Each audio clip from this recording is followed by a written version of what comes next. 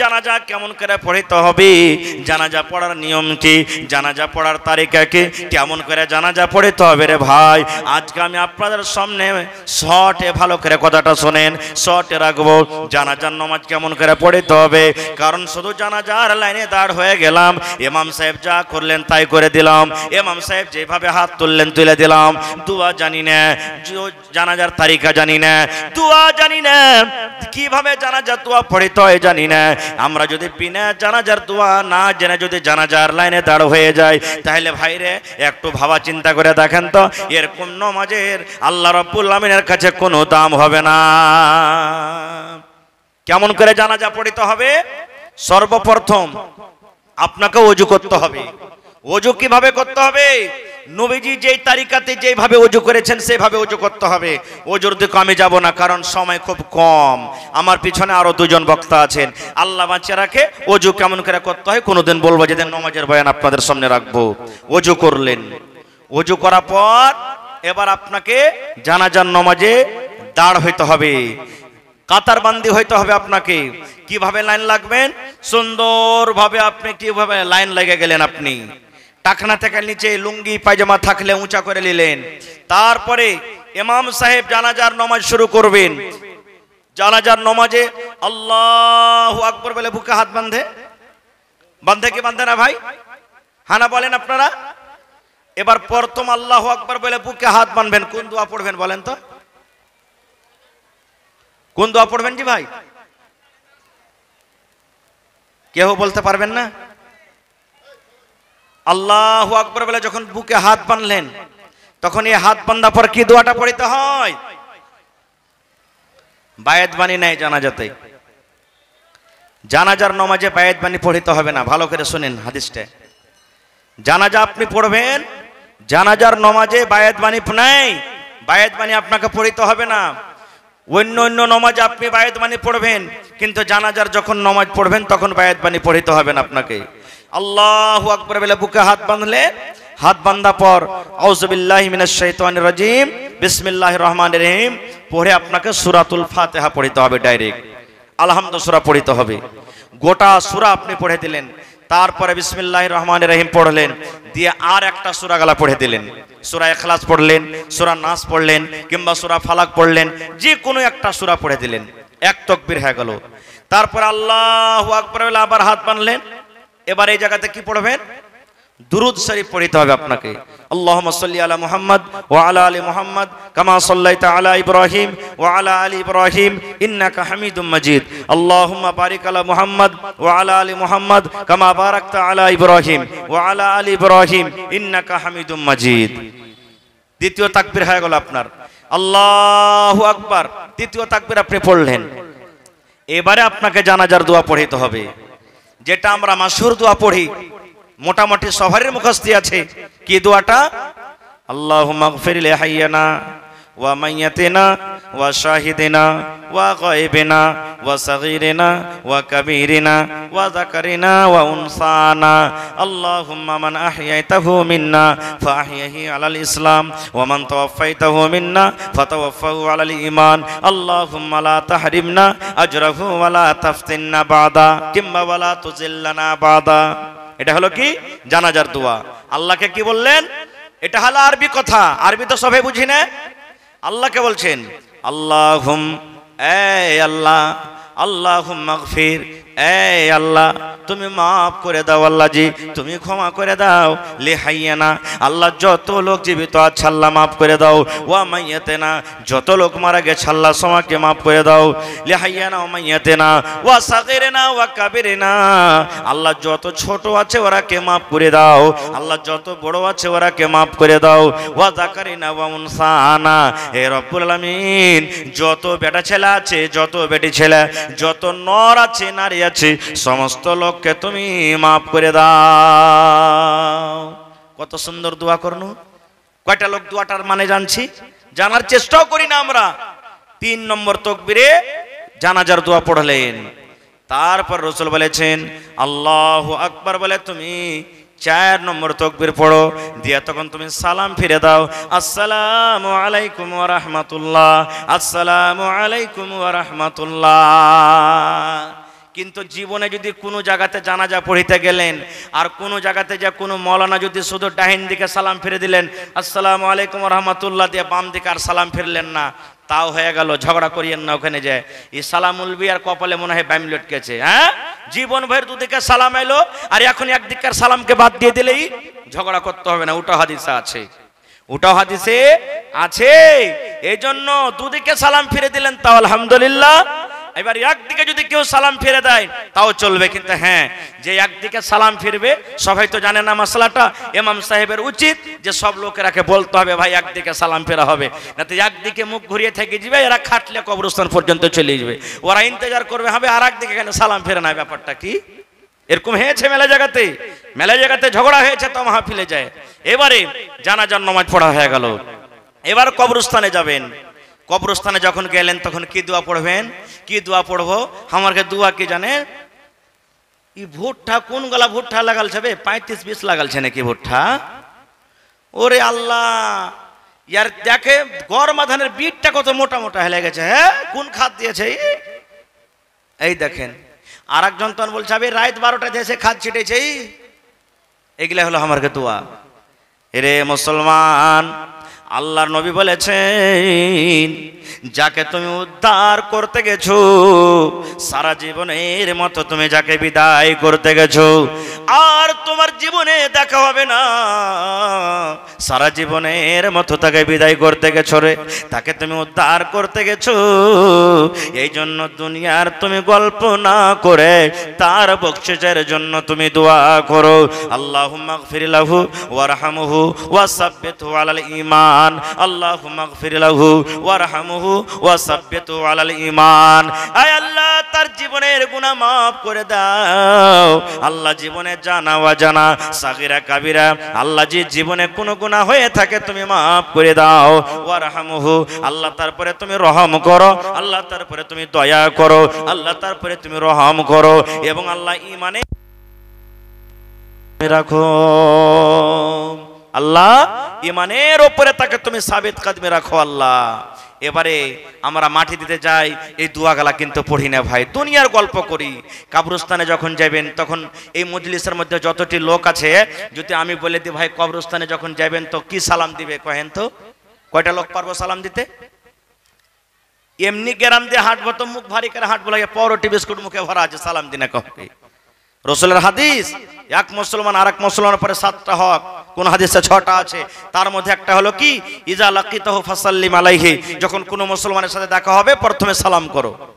সালাম দিন আমরা গুনাহ মনে করি, কোন ভাইকে যদি সালাম দেন তো হাসবে হ্যাঁ হ্যাঁ করে কেবাটিন করে, এই সালাম কেনে দিলে আমাকে? সালামই বুঝে না কো ভাই। কবরস্থানে যাবেন সালাম দিতে হবে। আল্লাহ রাসূল বলেছেন ওখানে তোমার মা শুইতে আছেন, ওখানে তোমার আব্বা শুইতে আছেন, ওখানে তোমার গ্রামের লোক শুইতে আছেন, ওখানে তোমার গ্রামের আত্মীয়রা শুইতে আছেন। আল্লাহ রাসূল বলেছেন উম্মত রে, যখন তুমি কবরস্থানে যাইবা ওখানে গ্রাম আছে, ওখানে মাইয়াতে গ্রাম আছে, ওরাকে তুমি সালাম দাও, সালাম দাও, সালাম দাও, কারণ তুমি সালাম দিবে আর ওরা যে জবাব দিবে ওদের জবাব তুমি শুনতে পাবে না।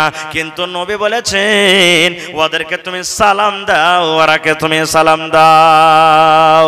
আসসালামু আলাইকুম আহলা দিয়ারি মিনাল মুমিনিনা ওয়াল মুসলিমিন ওয়া ইন্না ইনশাআল্লাহু বিকুম লালাহিকুন নাসআলুল্লাহ লানা ওয়া লাকুমুল আফিয়া।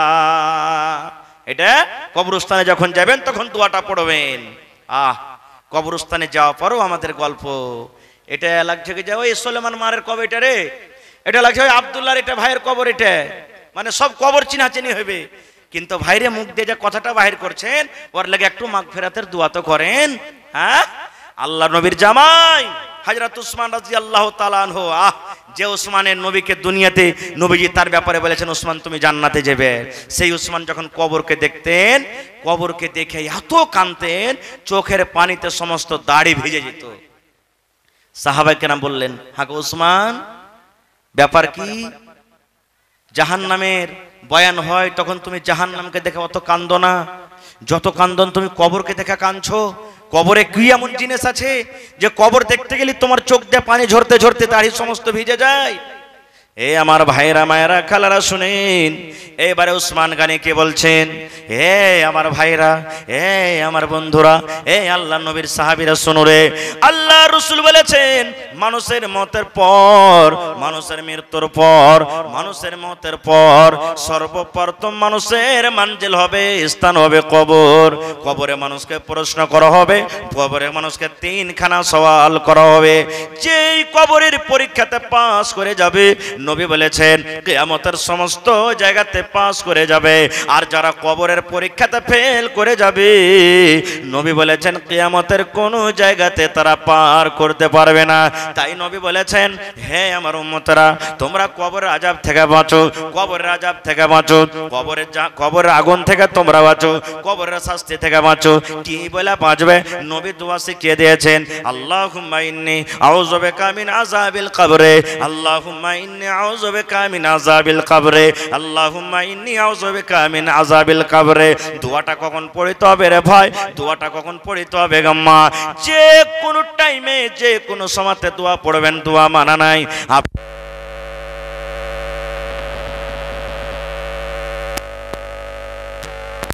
हेलो, थोड़ा आवाज बढ़ाइए भाई, आवाज काहे घटाते हैं? हो, आवाज बढ़ा के रखिए। আল্লাহ রাসূল বলেছেন দোয়া পড়ার কোনো টাইম নেই রে ভাই। আপনি জালসা শুনে বাড়িতে যাবেন, দোয়াটা মুখস্থ করলেন, আল্লাহুম্মা ইন্নী আউযু বিকা মিন আযাবিল কবরে।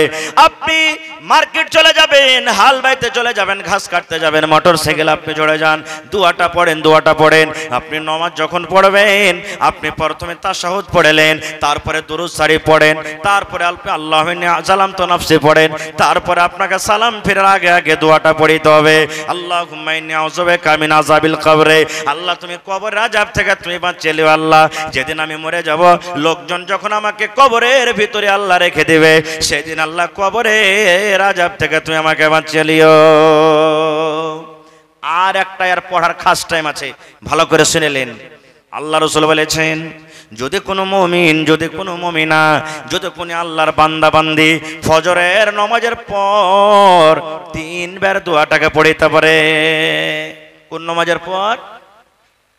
কোন নামাজের পর ভাই? ফজরের নামাজের পর। আপনার মুখে খানি টানি ভরা আছে নাকি ভাই? কথা যা বলেন না আপনারা।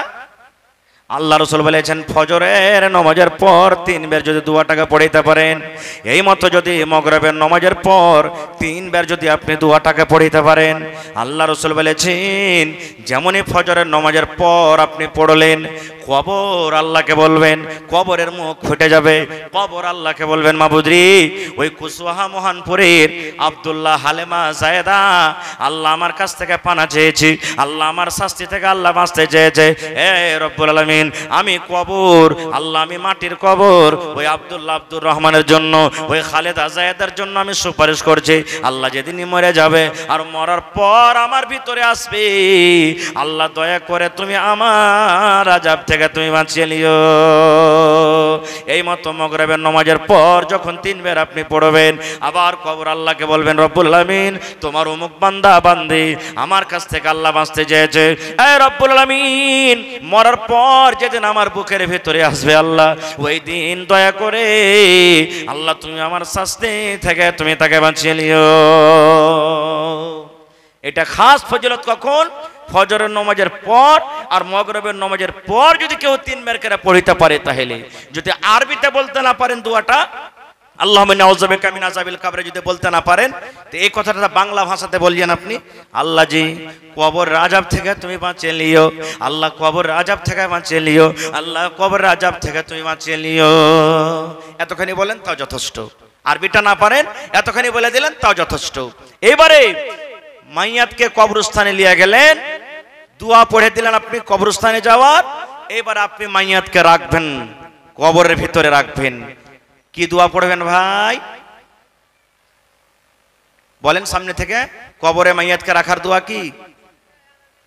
জি, বিসমিল্লাহি ওয়া আলা মিল্লাতি রাসূলিল্লাহি সাল্লাল্লাহু আলাইহি ওয়াসাল্লাম। শেষ বিদায় দোয়া। এরপর আর দেখা হবে না। এরপর আর দেখা হবে না। দেখা যদি হয় কিয়ামতের দিন হবে, আর দেখা হবে না রে, আর দেখা হবে না। এই বন্ধু, সেই দিন মা কাম দেবে না, বেটা কাম দেবে না, বেটি কাম দেবে না, ছেলে মেয়ে দুনিয়ার কেউ কাম দেবে না। এই দোয়াটা পড়া পর এই কথাটা বলবেন, কাহা আহবাব নে দফন কে वक्त अब हम वहाँ का हाल क्या जाने, लिहाज तक आपकी ताज़ीम कर दी, आगे आपके अमाल जाने। कहा अहबाब ने दफन के वक्त अब हम वहाँ का हाल क्या जाने, कब्र तक आपकी ताज़ीम कर दी, आगे आपके अमाल जाने। आहा हा हा, কবরে রেখে দিলেন। এই সময়তে একটা ভাইরা দোয়া পড়েন, আপনার এলাকাতে আছে না নাই? যখন মাইয়াতটাকে তুলে দোয়া পড়ো যে আছে, এটা আছে, দোয়া পড়ো যে, এই দোয়া পড়ো যে এলান করতে হবে না। খুব যারা যারা দেখলে আঞ্জর পাঞ্জরে আছে, যারা দেখলে ওরা নিজের মনে পড়বে, দোয়া পড়াও যে এটা বলতে হবে না। খুব তাকে রেখে দিলেন, এবার তাকে মাটি দিতে হবে। মাটি দেওয়া দোয়া কি জি ভাই? মাটি দেওয়া দোয়া কি এবং মাটি দেওয়ার তারিকাটা কি আপনার এলাকাতে আছে কি নাই? যেমনি মাইয়াতটাকে জানাজা পড়া হইল, তেমনি মাটি দিবার লাগা মানুষ এত পাগল হয়ে থাকে যে কবরের পাঞ্জরে গোল হয়ে খাড়িয়ে যায়। আর যেমনি মাটি দেওয়া চালু করে ধাক্কাম ধুক্কি মনে হয় ওলিমা কুড়াইতে শুরু করে দেয়। আগতে বিয়া শাদী হয়তো আপনার দিকে সুরুজ মজলিস লাগতো, সুরুজ মজলিস লাগতো না? মানুষ যখন বেশি তখন মোড়ল রাখি করতো, চকলেট কেনে করে ছিটিয়ে দিত, যা কুড়াগা তোর মনে ওতে লুলু পুতুকেরা মানুষ কুড়াইতো। লাগছে ওই খরিয়াত লিতে গেছে, ওখানে মাটি দিতে যায়নি। এরকম আছে? ভিড় লাগে কবরস্থানে যায়, আমি আগে দেবো, এরকম ভিড় লাগে না রে ভাই, না। কেন করবেন এরকম ভাই? নেকি লিতে গেছেন না আপনি জি। আল্লাহ রাসূল বলেছেন, যারা মাটি দিলে, যারা প্রথমে জানাজা পড়লে তারা 1 কিরাত নেকি পেলে, আর যারা মাটি দিলে ওরা 1 কিরাত পাইলে। যে মাটিও দিলে জানাজাও পড়লে 2 কিরাত নেকি পাইলে। আর 2 কিরাত হলো মিসলে 2 উহুদ পাহাড় বলা হয়েছে। 2 উহুদ পাহাড়ের সমান নেকি পেয়ে নিলেন আপনি। সুবহানাল্লাহ। তো ওই জায়গাতে যদি লুলুপুতি করেন আপনি পাইবেন? জীবনে পাইবেন না আপনি। মাটি দিবেন কেন করে? মাটি দেওয়া দোয়া নাই, যেটা একটা দোয়া মানুষের পড়ে, এটা সহিহ হাদিস থেকে নাই প্রমাণিত। মাটি দেওয়া দোয়া হলো শুধু বিসমিল্লাহ, বিসমিল্লাহ বলে আপনি 3 খাবল মাটি দিয়ে দেন। প্রথমে মাটি দিবেন মাথার সামনে, দ্বিতীয় খাবল দিবেন মধ্যখানে, তৃতীয় খাবল দিবেন পার দিকে। ধরেন কবর এটা মাইয়াত সুতা আছে, প্রথমে মাথার দিকে 1 খাবল দিয়ে দিলেন, ফের হাঁটতে হাঁটতে আর 1 খাবল দিয়ে দিলেন, ফের হাঁটতে হাঁটতে পায়ের দিকে 1 খাবল দিয়ে দিলেন। আর আমাদের দিকে কি করবো জানেন? হুড়াহুড়ির কারণে এই লিনু এই চালিয়ে দেন, এই লিনু এই চালিয়ে দেন, এই লিনু এই চালিয়ে দেন। না, এটা মাটি দেওয়ার তারিকা লয়। কেন এরকম করবেন আপনি? মাটিতে যে মাটি দেওয়া জরুরি লয়। 5000 মানুষ একটা মাইয়াতে আছে, একটা জানাজাতে আছে। 5000 মানুষের কি দরকার আছে মাটি দেওয়ার? কবর তো 1 বালিশ থেকে উঁচা করতে হবে না খুব। এবার আপনি 5000 মানুষ যদি মাটি দিতে যায় তো 1 কোমর মাটি কবর উঁচা হয়ে যাবে। ওই সময়তে কি করতে হবে? যতটি লোকের দরকার আছে মাটি দেওয়ার অতটি লোকই মাটি দিবে। বাকি লোক যারা মাটি দিতে পারলে না মনে করিয়েন না যে নেকি আমার কে হলো না। এখন তো ভাই মাটি দিচ্ছে আর বাড়ির দিকে ফুর, মাটি দিচ্ছে বাড়ির দিকে ফুর, মাটি দিচ্ছে বাড়ির দিকে ফুর, পাখির মতন উড়ে চলিচ্ছে। কে আপনাকে বলেছে যে মাটি দিয়ে ফৌরান চলে যেতে হবে বাড়ি? মাটি দেওয়ার পর বাড়ি পালাইতে হবে না। ওই মাইয়াতের লেগে আপনাকে মাগফিরাতের দোয়া করতে হবে। হ্যাঁ, কোনো মানুষের দরকার আছে, পেশাব পায়খানা লেগেছে, চলে গেল, আলাদা কথা। আপনি উদ্ধার করতে গেছেন না তাকে, জি উদ্ধার করেন, ভালো করে উদ্ধার করেন। যতক্ষণ পর্যন্ত কাফন দাফন পুরা কমপ্লিট না হয়ে যাবে ততক্ষণ পর্যন্ত আপনি বাড়ি আসবেন না। এটা হলো সুন্নাত তারিকা, এটাই হলো আসল। আর একটা মানুষ ধোয়া ধরে লেগেছে, মুলবিরা তো দোয়া উঠিয়ে দিয়েছে, তারপর কবরস্থানে থেকে কি করব? ওই যে দোয়া মুলবিরা উঠায়নি, হাত তুলে দোয়াটা মুলবিরা উঠালছে, কিন্তু যেটা অরিজিনাল দোয়া আল্লাহুম্মা গফির লাহু ওয়ারহামহু ওয়া সাব্বিতহু আলাল ঈমান, ওই দোয়াটা আপনাকে পড়তে হবে। আরবিতে না পড়েন তো নিজের ভাষাতে কহেন, আল্লাহ এই লোকটা যে মরেছে, নর কিংবা নারী হোক, আল্লাহ জি এর জীবনের গুনাহ খাতাকে আল্লাহ মাফ করো। আল্লাহ আল্লাহ কবরে যে হিসাব হবে, আল্লাহ কবরের হিসাবটা তুমি আল্লাহ আসান করো। আল্লাহ ঈমানের পরে তাকে তুমি কায়েম রাখো। নিজের ভাষাতে বাংলাতে এরকম ভাবে আপনি দোয়া করেন, আর মাটি দিলেন আর উড়ে গেলেন, মাটি দিলেন উড়ে গেলেন, এটা সুন্নাত তরিকা লয়, এটা হলো সুন্নাতের খেলাফ। আর একটা আপনার এলাকাতে আছে কিনা জানি না, ধরেন মেলাটি মানুষ আছে, কবর পর্যন্ত যেতে পারে না, এবার পাইচ্ছা থেকে বাইরে মাটি দিবে আর ওখান থেকে তখন টুয়ে দিয়ে কবরে পরে রাখবে। এরকম হয় মেলা জায়গাতে, হয় কি হয় না? এটাও সহি লয়। মাটি পাইচ্ছা দিয়ে দিতে হবে না, কবরের উপরে দিতে হবে, এটাও গলত তারিকা, এটাও আমাদেরকে করতে হবে না। খুব ভাই আমার, এই সমস্ত জিনিস আমাদেরকে বুঝতে হবে, শিখতে হবে। কখন শিখবো রে ভাই? এগুলো তো আমাকে শিখার টাইমই নেই, শিখার সময় নেই, দুনিয়াদারিতে আমরা আগে আছি। আজ বলেন আপনার বেটা ইঞ্জিনিয়ার হবে, আপনার বেটা ডাক্তার হবে, আপনার বেটা মাস্টার হবে, আপনার বেটা মৌলানা হবে, আপনার বেটা অমুক পাইলট হবে, টিউশনের দরকার আছে না নেই? হানা বলেন, টিউশনের দরকার আছে না নেই? একটু মুখ খুলে কথা বলেন, টিউশনের দরকার আছে না নেই? বিনা টিউশনে আপনার বেটা কামিয়াব হইতে পারে না। কিন্তু মুসলমান রে, এই জীবনটা যখন শেষ হয়ে যাবে রে ভাই, জীবনটা 60 বছর 70 বছর জীবনটা যখন শেষ হয়ে যাবে, আমাদের নতুন ভাবে একটা কবরে জীবন যে শুরু হবে। ওই কবরের জীবনটার জন্য, কবরের জন্য কয়টা ছেলে মেয়েকে আমরা টিউশন দিই?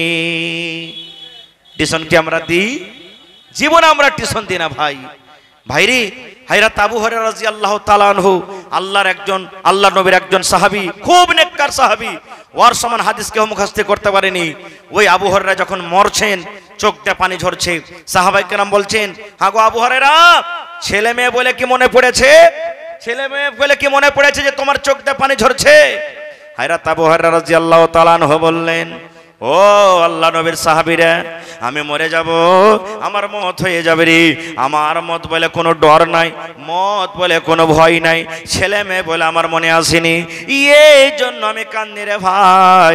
আমার কাছে নিয়ে কি অল্প, আমার কাছে নিয়ে কি কম, আর আমার সফর হলো লম্বা, আমি কিয়ামতের এত লম্বা সফর কেমন করে কাটবো? যেই সাহাবীকে জান্নাতের সার্টিফিকেট দেওয়া হয়েছে দুনিয়াতে, সেই সাহাবী মরার টাইমে কাঁদছেন আর বলছেন, বেটা রে, আমার সফর হলো লম্বা, নেকি হলো কম, কেমন করে এত বড় সফরটা আমি কাটবো? আর আমি আপনি তো রাত দিন গুনাতে ডুবে আছি। আমাকে আপনাকে কি করা দরকার? মা মরে গেছে, বাপ মরে গেছে, কোনোদিন জিয়ারত করতে গেছি না। যখন যখন কেউ মরে তখন তখন কবরস্থানে চলে গেলাম মাটি দেওয়ার জন্য, তাছাড়া আর মৌকা লাগে না, মৌকা লাগে না। না রে ভাই না, মা কবরে চলে গেছেন, আব্বা কবরে চলে গেছেন, দাদা কবরে চলে গেছেন, নানি কবরে চলে গেছেন, বিবি কবরে চলে গেছেন। মাঝে মাঝে 2 দিনে, 1 দিনে, 5 দিনে, না পারবেন সপ্তাহ দিনে, না পারবেন মাসে, না পারবেন 2 মাসে, এই করে করে মুসলমান কবরস্থানে আপনি চলে যান। নবী বলেছেন, কবরস্থানে তুমি যদি চলে যাও, কবরস্থানে যেতে গেলে তোমাকে মত বলে ইয়াদ হবে, মত তোমার স্মরণে থাকবে, গুনাহ থেকে তুমি পাপ বাঁচবে, গুনাহ থেকে তুমি বাঁচবে, পাপ থেকে বাঁচবে। এই জন্য তুমি মাঝে মাঝে মাঝে মাঝে কবরস্থান যাও, আর তোমার আত্মীয়রা যে কবরের ভিতরে শুয়ে আছে তাদের জন্য তুমি মাগফিরাতের দোয়া করো। রাসূলের হাদিস। কিন্তু কয়টা লোক আমরা যাচ্ছি ভাই? আমরা যাই না ভাই মুসলমান। বলার মেলায় কথা আছে, 10টা বেজে গেল, আমার টাইম কতক্ষণ আছে আমি জানি না। এবার আরো একটা কথা থাকলো এখানে, কবরে রাখা পর এবার কবরে তার সাথে কি হবে, কি সওয়াল করা হবে, কিভাবে জবাবটা দিবে, জবাব না দিতে পারলে তার ব্যাপারে কি হবে তার সাথে, এটাও কিন্তু একটা খুব বড় পয়েন্ট আর খুব বড় কথা। আজকে আমাদের পরীক্ষা যখন হয়, ম্যাট্রিকের পরীক্ষা, ইন্টারের পরীক্ষা বা বিভিন্ন রকমের যখন পরীক্ষা হয়, কোয়েশ্চেন কিন্তু গুপ্ত থাকে, সওয়াল যেগুলো থাকে লুকিয়ে থাকে, যেদিন পরীক্ষা দেব সেদিনই খুলবে, আর তার আমরা উত্তর কিন্তু লিখি। কিন্তু মুসলমান 1400 বছর আগে কবরে 3টা সওয়াল হবে, ওই 3টা সওয়াল 1400 বছর আগে আউট হয়ে গেছে, সওয়ালও আউট, জবাব আউট হয়ে গেছে। কয়টা লোক জানি সওয়াল 3টে, আর কয়টা লোক জানি যে জবাব কি হবে? কয়টা লোক জানি? জানি না আমরা। ভাইরে আল্লাহ বাঁচিয়ে রাখে, ইনশাআল্লাহ আবার এই বিষয়তে কোনোদিন আলোচনা করব। তবে আমার পিছনে আরো দুজন বক্তা আছে ভাই, তবে আমি আপনাদেরকে এতক্ষণ দিলাম এবং আল্লাহ তাবারাক ওয়া তাআলার ইবাদতের জন্য ঈদগাহের এটা জালসা নাকি? ঈদগাহের জালসা না, ঈদগাহের জালসা। ঈদগাহ আমাদেরকে বানাইতে হবে। আল্লাহর নবীর জামানা তো ঈদগাহ ছিল, আর আল্লাহ নবীর জামানাতে যেখানে পুরুষরা নামাজ পড়তে গেছেন ওখানে মহিলারাও নামাজ পড়তে গেছেন। আপনাদের এলাকাতে আছে এরকম না নেই? না মা খালারা মসজিদে নামাজ পড়ে? কোথায় পড়েছেন ভাই? ঈদগাহতে। আলহামদুলিল্লাহ, এটা খুব খুশির কথা। এই ব্যবস্থা খুব কম সব জায়গাতে, মানে 100টার মধ্যে একটা দুটাই পাওয়া যাবে, 100টার মধ্যে একটা দুটাই পাওয়া যাবে। আল্লাহর নবীর জামানাতে ঈদগাহের ময়দানে মহিলারাও নামাজ পড়তে গেছিলেন। এবার ঈদগাহের মাঠে ওয়াজ হয় কি হয় না? খুতবা নামাজের আগে না পরে? কথা বলেন না জি ভাই? কেউ কইছে আগে, নামাজের পরে হয়। খুতবাতে জুমার দিনে নামাজের আগে হয়, আর ঈদের দিনে পরে। এবার নবীর জামানা থেকে মাইক ছিল ভাই, মহিলারা পিছন দিকে আর পুরুষের কাতার আগা দিকে। নবীজি খুতবা শুরু করলেন, আওয়াজ কিন্তু যাই না। নবীজি বেলালকে বলছেন, বেলাল চলো মহিলাদের কাছে। মহিলাদের পেন্ডালে চলে গেলেন, লাইনে চলে গেলেন। এবার নবীজি ঈদগাহের মাঠে ওয়াজ শুরু করে দিলেন, কি? ইয়া মাশারান নিসাই তাসাদ্দাকনা ফাইন্নী উরিতুকুন্না আকসারা আহলিন নার। আল্লাহর নবী ওয়াজ শুরু করে দিলেন, ও মহিলার দলেরা, তাসাদ্দাকনা, তোমরা দান করো, তোমরা সাদকা করো। কেননা আমি নবী, জাহান্নাম আমাকে দেখা হয়েছে, আমি জাহান্নাম ঘুরে ঘুরে দেখেছি। আমি জাহান্নামের ভিতরে নজর করলাম, ওই জাহান্নামের ভিতরে শুধু মহিলা আর মহিলা, জাহান্নামের ভিতরে শুধু নারী আর নারী। এই জন্য মহিলারে তোমরা দান করো, সাদকা করো। দান সাদকা করতে গেলে আল্লাহ রাব্বুল আমিন তোমাদেরকে জাহান্নামের আগুন থেকে বাঁচিয়ে নেবেন। এই কথাটা যখন বলা, মহিলাদের মধ্যে একজন মহিলা প্রশ্ন করে দিলেন, ওয়া বিমা ইয়া রাসূলুল্লাহ, আল্লাহর নবী গো, মহিলারা কোন এমন গুনাহ করে, কোন এমন পাপ করে যে পাপের কারণে জাহান্নামের আগুনে দেখেছেন? নবী বললেন, মহিলারে, তোমাদের দ্বারাতে মাত্র দুটা গুনাহ হয়ে যায়, পাপ হয়ে যায়। সে পাপের কারণে আমি তোমাদেরকে জাহান্নামের আগুনে দেখলাম। এক নম্বর গুনাহ হলো তুকসুরুনাল্লাহ আনা, তোমরা বেশি বেশি করে লান তান করো। আর 2 নম্বর গুনাহ হলো তাকফুরনালাসির, নিজের স্বামীর মালের তোরা নাশকরি করো। যতই মহিলারাকে খাওয়ান পিন্ধান, একদিন যদি কমে যায়, ই মিনসে ই ভাড়ুয়ার বাড়িতে এসে বুবুরে কোনোদিন সুখ শান্তি আমি কিন্তু পাইনু না, নাশকরি করেই বসবে। এই কারণে রাসূল বলছেন, তোমাদেরকে জাহান্নামের আগুনে দেখলাম। মহিলা দান করো। জালসা শুনতে যায় মানুষ, টাকা নিয়ে যায়। ঈদগাহের ময়দানে নবী বলছেন দান করো। কি দান করবে? এ আমার মায়েরা খালারা শোনেন, হযরত বেলাল বলছেন, আমি তলিয়া বিছিয়ে দিলাম, আমি গামছা বিছিয়ে দিলাম, রুমাল বিছিয়ে দিলাম। ওরে সুবহানাল্লাহ, মহিলারা দান করতে লাগলো। যার কাছে টাকা ছিল টাকা দিয়ে দিলেন, যার কাছে টাকা নাই কেউ কানের খুলে দিয়ে দিলেন, কেউ গলার হার খুলে দিয়ে দিলেন, কেউ নাকমণি খুলে দিয়ে দিলেন, কেউ কানের বালি খুলে দিয়ে দিলেন, কে আংটি খুলে দিয়ে দিলেন, কে গলার হার দিয়ে দিলেন, কে পার পায়াল দিয়ে দিলেন। যার কাছে যা গহনা গাঁঠি ছিল খুলে খুলে খুলে আল্লাহর নবীর সামনে দান করে দিলেন। তাহলে ঈদগাহ নবীর জামানা তো ছিল, এই হাদিস থেকে আমরা বুঝতে পারলাম। না থাকতে গেলে রাসূল বললেন যে ঈদগাহের মাঠে ওয়াজ করেছেন, এবং নবীজি বলেছেন, মহিলা পুরুষরাকে বলেছে যে পুরুষরে তোমরা যেখানে নামাজ পড়তে যাবে ঈদ বকরীদের, তোমাকে বহু বেটিরাকে নামাজ পড়তে নিয়ে যাও। মা খালারাকে বলা হয়েছে, তোমার যদি ওড়নি না থাকে, দোপাট্টা, তোমার অন্য বহিনের কাছ থেকে ডাবল আছে, ধার করে তুমি নিয়ে যাও নামাজ পড়তে। নবীজি এতখানিও বলেছেন, মহিলারে ঈদ বকরীদের সময়তে যদি কোনো মহিলার হাইজ মাসিক চালু হয়ে যায়, রাসূল বলছেন তুমিও ঈদগাহে যাও। হাইজ মাসিক হয়, তুমিও ঈদগাহে যাও। বলবেন, হাজে মৌলানা হাইজ মাসিকের হালাতে তো নমাজ মাপ আছে। জি, নমাজ মাপ আছে। রাসূল বলছেন নমাজের টাইম খানে তোমরা কান্ধাতে কোনাতে হয়ে যাবে। আর রাসূল বলছেন যখন নমাজ শেষ হয়ে যাবে তখন তোমরা দোয়া, দুরূদ, তাসবিহ, তাহলিল, জিকির আজকার করো, আর ইমাম সাহেবের তোমরা খুতবা শোনো। এখনো ঈদগাহের ব্যাপারে আমরা জানতে পারলাম ঈদগাহ কত দামি জিনিস। ভাইরে, 1 টাকা দেবেন, 1 টাকা নিব। দেখি গত বছরকার মতন আমার ভাই, নানা, দাদা কেউ এমন আছেন ঈদগাহের জন্য 1 কাঠা কিংবা 1 ডিসমিল জমিন দান করতে পারবেন? দেখে কোন আল্লাহর বান্দা আছেন? এই কুশওয়াহা নাকি কুশাহা মোহনপুরে यूट्यूबर जितने भी हैं आप लोग अपना अपना मोबाइल समेट लें। यूट्यूबर जितने भी हैं आप लोग अपना अपना मोबाइल समेट लें। अभी कलेक्शन वाले का वक्त हो गया है, कलेक्शन करना है, आप लोग समेट लें। ভাই আমার, দেখি ঈদগাহার পাঞ্জরে যদি জমিন থাকে মিলিয়ে দিবেন, না আছে মাঠে ময়দানে কোনো জায়গাতে আছে, বিক্রি করে যা টাকা হবে আপনি লাগিয়ে দিবেন। একটা লোক দেখে কোন আল্লাহর বান্দা আছেন? এই গত রোজাতে আপনাদের পার্শ্বে মিরকাহা গ্রাম আছে না? আছে না? নেই? আপনাকে পড়োশি এই গত রমজানে জালসা করতে এসেছিলাম মসজিদের। ওরে আল্লাহ, এত এত দান করলে রে ভাই। জমিন চাইলাম, একটা লোক 1 কাঠা জমিন দান করে দিলেন।